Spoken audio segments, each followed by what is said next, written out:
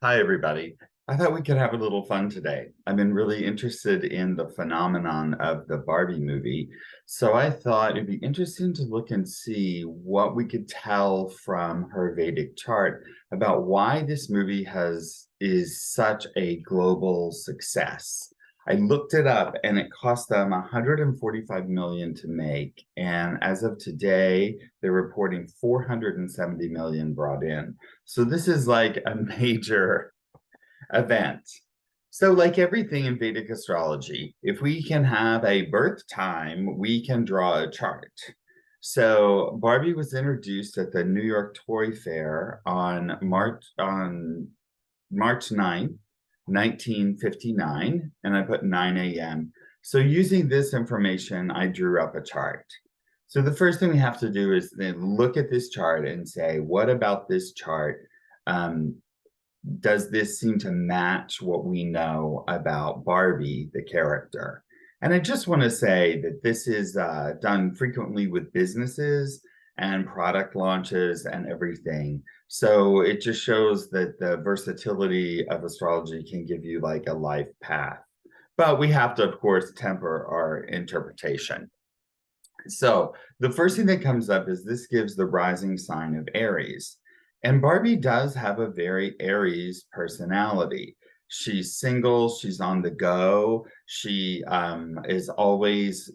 kept up with the times, she's always embracing new ideas and the culture and helping to embrace improvement in the world.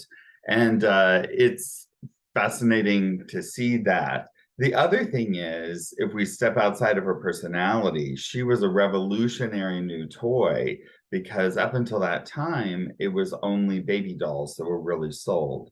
So she was the first adult dolls that gave children a chance to expand their imaginations into how they would be as an adult and what they could be.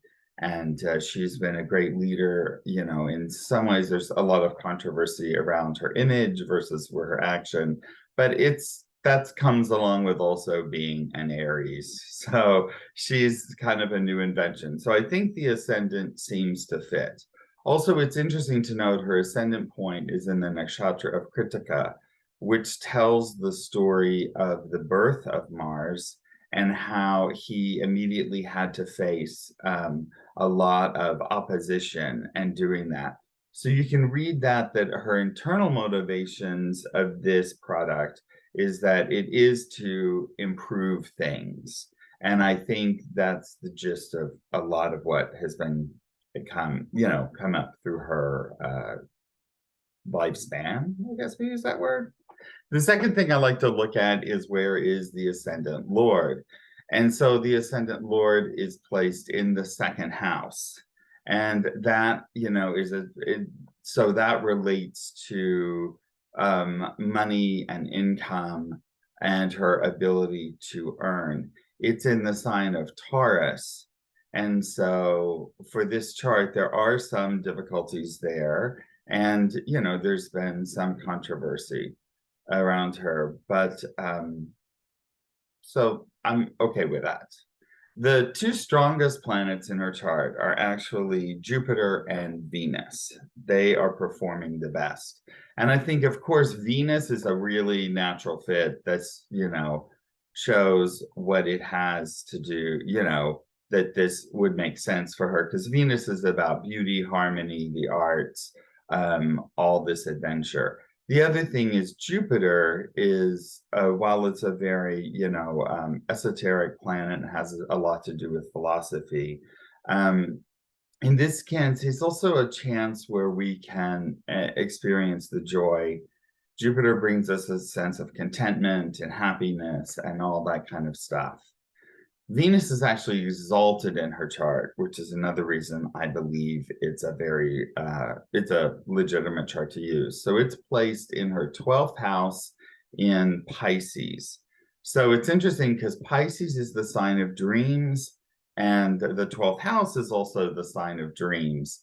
So you see that her whole dream's a major part of her brand concept, her dream house, all this kind of things.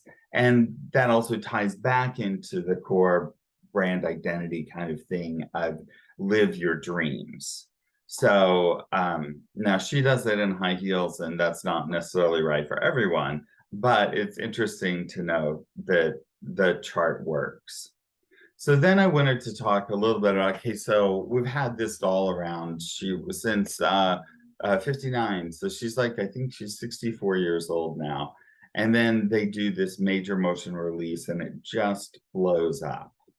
So the first thing, I looked at the transits and I noticed that this year Venus went retrograde on the 21st, I believe, or 23rd, 22nd, 23rd, depending on where you are in the world.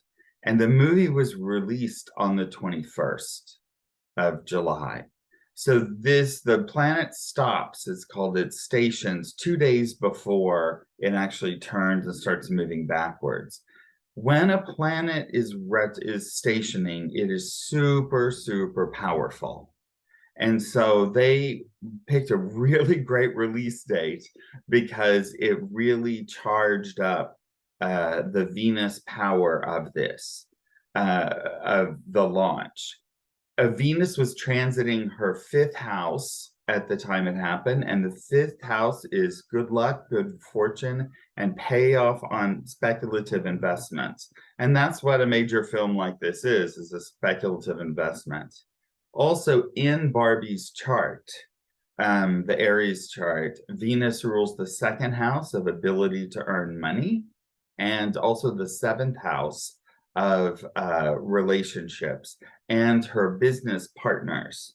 So it's interesting to note that Mattel didn't produce this film, it was Warner Brothers kind of a thing. So there was a co-promote. So that also shows that that powerful Venus stationing time is part of fueling this whole thing. The other thing I noticed is that Venus is at the time, and it's placed in Leo, which represents the sun, which is fame, attention, all this kind of things. And it's placed there with Mars, her ascendant lord, which strengthens this connection to the Barbie chart. And the moon is also there, but the moon represents the public. So not only was Venus stationing, but we had our ascendant lord and the public all in a very positive house, which kind of would cash in on all of her positive brand recognition. And the other thing that's interesting is that the moon is in Leo and the sun is in Cancer. So the moon is benefic because it's moving away from the sun, but more importantly, they're in a Parivartana yoga of the 4th and 5th house. And so this unites the fame with the public, with the ascendant lord in the chart, and with her ability to create dreams and create money. All comes together. So there's a lot to see in this chart. The other thing I did look at is, you know, we always know that we have an aspect, if you don't know Vedic astrology very well, we have a system that tells us when the planets are active. They're not all active all the time. So they turn on and they assert their influence, and that's how our life kind of rolls out. But on the day of the release, she was in her Venus Mahadasha. So this is the overarching 20-year period that the brand is in.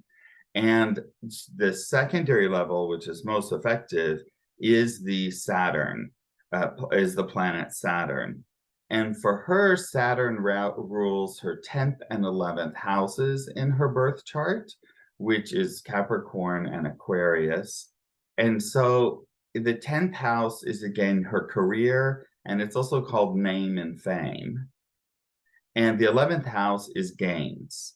And on the day that the movie released, Saturn was in the 11th house of gains.